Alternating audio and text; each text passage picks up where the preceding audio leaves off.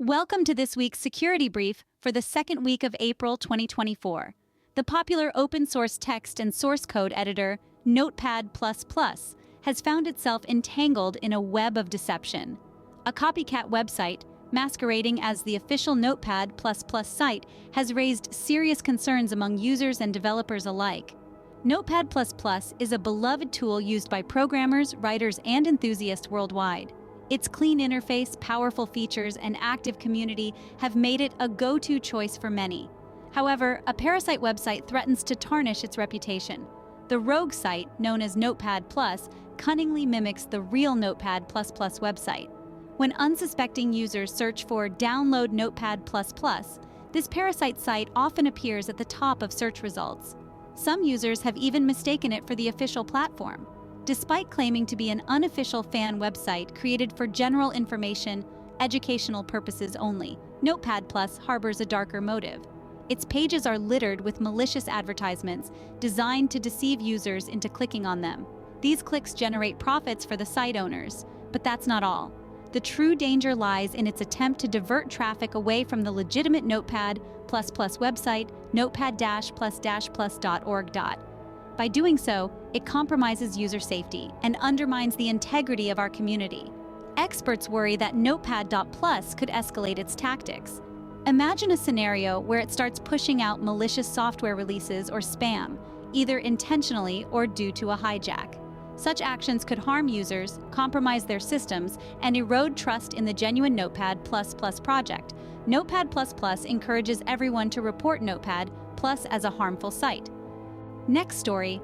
In a recent development, UK veterinary services provider CVS Group has announced that it suffered a cyber attack that disrupted IT services at its practices across the country.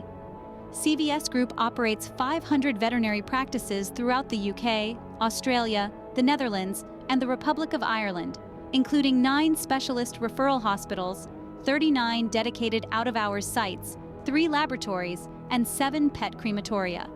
The company employs 9,100 people, including 2,400 veterinary surgeons and 3,400 specialized nurses. Threat actors gained unauthorized access to some of CVS Group's IT systems, prompting the firm to take immediate action. As part of its response plan, CVS temporarily shut down its IT systems to prevent wider unauthorized access. CVS Group has engaged third-party specialists to investigate the incident and restore IT services safely across its clinics. The restoration process is underway and progress has been made. The incident impacts only UK practices, as operations outside the UK are not hosted on CVS infrastructure. The cyber incident has accelerated CVS Group's strategic plan to migrate all IT infrastructure to the cloud. This move is expected to enhance security and operational efficiency. However, the planned migration may extend the period of operational disruption for UK-based practices by several weeks. Next story. Threat actors have been exploiting automation features on the popular code-sharing platform GitHub to distribute a new variant of the Keyzetsu malware. This malware is notorious for pilfering cryptocurrency payments and lies hidden within seemingly legitimate Visual Studio projects. The attackers employ a two-pronged approach. The attackers create GitHub repositories with names that have a higher chance of ranking well in search results. They use various methods to artificially boost their popularity and visibility on the platform. Users who download files from these repositories become infected with malware hidden within Visual Studio project files. The malware executes silently in the background during the project build. The attackers utilize GitHub Actions to automatically update these repositories at a very high frequency. By modifying a log file with minor random changes, the repositories rank high on search results that sort by most recently updated. Additionally, fake GitHub accounts are created to add bogus stars to these repositories, creating a false sense of popularity and trustworthiness around the project. Hidden payload in Visual Studio projects. The malware payload is usually concealed inside build events in malicious Visual Studio project files. During the project build, the malware executes a batch script and a base 64 encoded PowerShell script. These scripts perform actions such as wiping temporary files, retrieving the IP address, determining the location, downloading encrypted files, and executing them. The final payload is a variant of the Keyzetsu clipboard clipper malware, which replaces the contents of the Windows clipboard with the attacker's own data. This deceptive development tactic poses a significant threat to developers who unwittingly download seemingly innocuous project files. It highlights the importance of vigilance and security awareness when working with code repositories. In a recent development of a major security incident, AT&T, the telecommunications giant, has confirmed that a data breach has affected 51 million of its customers. Here's what we know. The breach impacted AT&T customers, including both residential and business accounts. Sensitive customer information was exposed. This includes personal details such as names, addresses, phone numbers, and social security numbers. Additionally, some payment card information may have been compromised. The breach occurred recently, but the exact timeline is still being investigated. AT&T is working diligently to assess the scope and impact. The breach affected AT&T's systems and databases. The company is cooperating with law enforcement agencies to identify the source and extent of the breach.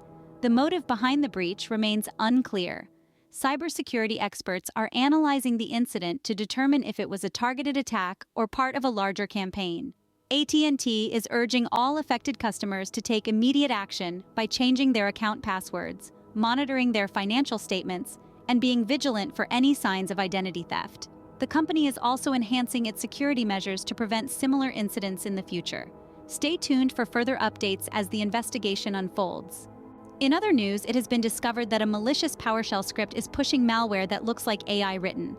The threat actor behind this incident is tracked as TA-547, also known as Scully Spider.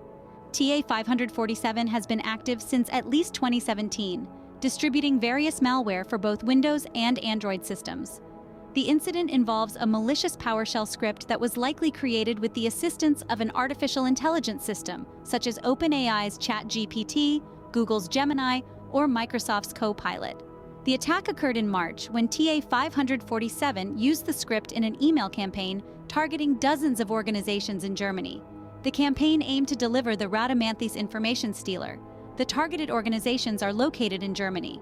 The purpose of the attack was to distribute the Rhadamanthys modular stealer, which collects data from various sources, clipboard, browser, cookies, and has been distributed since September 2022 under the Malware as a Service (MAS) model.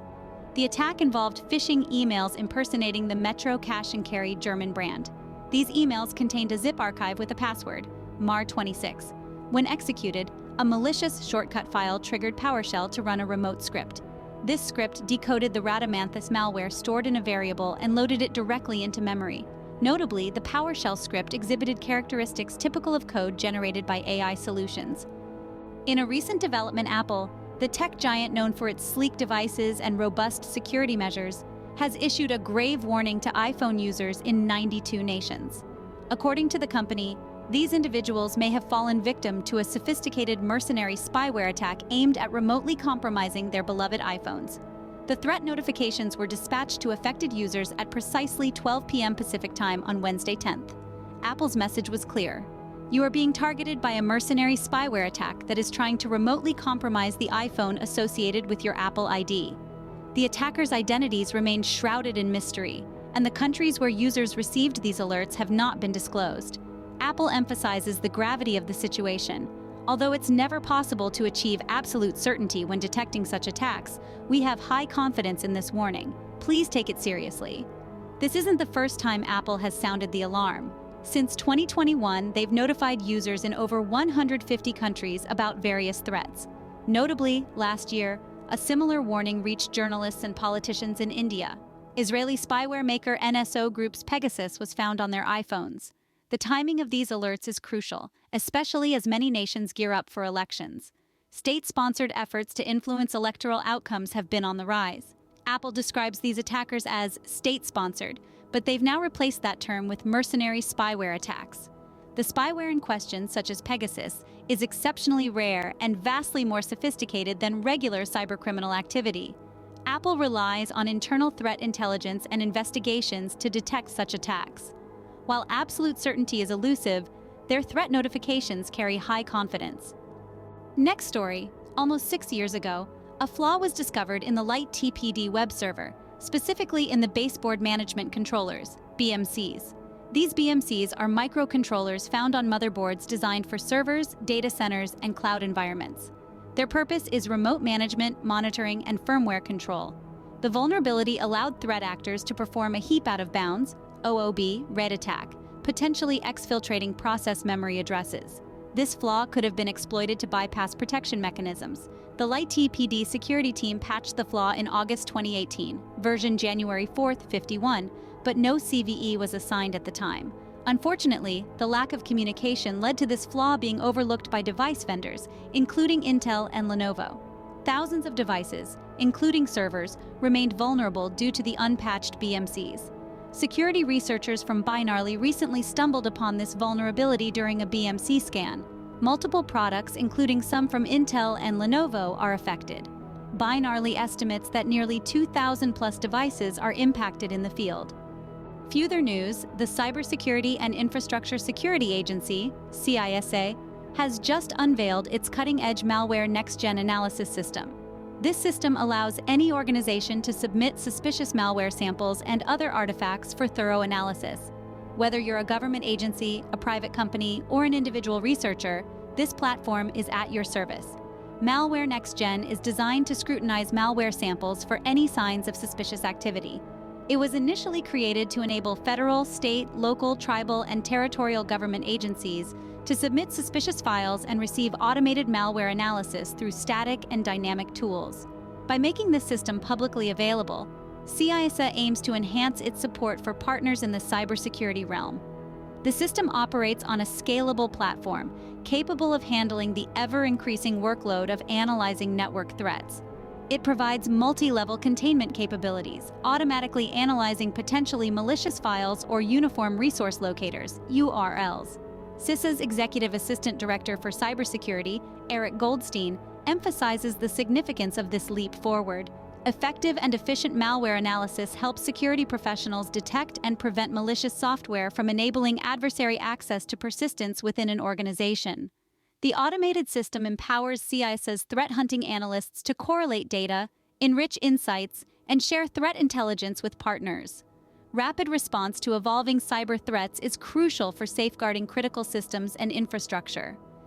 In the next story, hackers have targeted LastPass employees in a failed deepfake CEO call. Deepfake technology, fueled by generative artificial intelligence, has become a growing concern for both individuals and companies. These manipulated audio or visual recordings can deceive even the most vigilant targets. LastPass, a widely used password manager, recently encountered an audacious deepfake attempt. Earlier this week, a LastPass employee received a series of calls, texts, and at least one voicemail via WhatsApp. The twist? The threat actor was impersonating none other than our own CEO, Kareem Tuba. The deepfake audio aimed to create a sense of urgency, a classic tactic in social engineering attacks. While deepfakes have often been associated with political misinformation, they are now infiltrating the private sector. LastPass is sharing this incident to raise awareness that deepfakes are no longer limited to sophisticated nation-state actors. Executive impersonation fraud campaigns are on the rise, and companies must remain vigilant. Our employee recognized the hallmarks of a social engineering attempt and promptly reported it to our internal security team. Fortunately, there was no impact on our company. However, this incident underscores the need for vigilance. Verifying potentially suspicious contacts through established internal communication channels is crucial. In other news, Palo Alto Networks, a renowned cybersecurity company, has issued a red alert regarding an unpatched command injection vulnerability in its Panos firewall. This vulnerability is currently being actively exploited by threat actors. The flaw, tracked as CVE 2024-3400, is a command injection vulnerability. It has received the maximum severity score of 10.0 due to its potential impact. Importantly, it requires no special privileges or user interaction to exploit. The affected versions of Panos software include 10.2, 11.0, and 11.1, when both the Global Protect Gateway and device telemetry features are enabled. Palo Alto Networks is aware of a limited number of attacks exploiting this vulnerability. The company will release hotfixes for the affected versions by April 14, 2024. The following versions will receive fixes: Panos February 9, 10, H1 Panos 11.0, 4H1 Panos January 2, 11, H3 Notably, products like Cloud NGFW, Panorama Appliances, and Prisma Access remain unaffected. Threat researcher Yutaka Sejiyama reports that approximately 82,000 exposed devices worldwide may be vulnerable to CVE 2024-3400. Of these, 40% are located in the United States. Immediate mitigation steps include users with an active threat prevention subscription can block attacks by activating threat ID 95187. Configure vulnerability protection on Global Protect interfaces to prevent exploitation. Temporarily disable device telemetry until patches are applied. Last news story, in a recent development, Roku, the popular streaming service, has issued a warning that 576,000 accounts were compromised in a series of credential stuffing attacks. Credential stuffing attacks occur when threat actors use automated tools to attempt millions of logins using a list of user password pairs. In this case, the attackers leveraged login information stolen from other online platforms to breach as many active Roku accounts as possible. The company discovered this second wave of attacks after monitoring unusual account activity earlier this year. The attackers used stolen credentials to gain unauthorized access to Roku accounts. This technique is particularly effective against accounts whose owners have reused the same login information across multiple platforms. Roku has reset the passwords for all impacted accounts. Affected customers are being notified directly about the incident. The company will refund and reverse charges for accounts where attackers used linked payment information to pay for Roku hardware products and streaming service subscriptions. Additionally, Roku has now enabled two-factor authentication, 2FA, by default for all customer accounts, even for those unaffected by the recent attacks. Fortunately, the attackers did not gain access to sensitive information such as full credit card numbers. However, in less than 400 cases, they logged in and made unauthorized purchases of streaming service subscriptions and Roku hardware products. Roku advises customers to choose strong and unique passwords. Be cautious of requests to share credentials, update payment details, or click suspicious links. If you receive such requests, alert Roku's customer support immediately. That was it for this week's Security Brief. For more, like, share, and subscribe.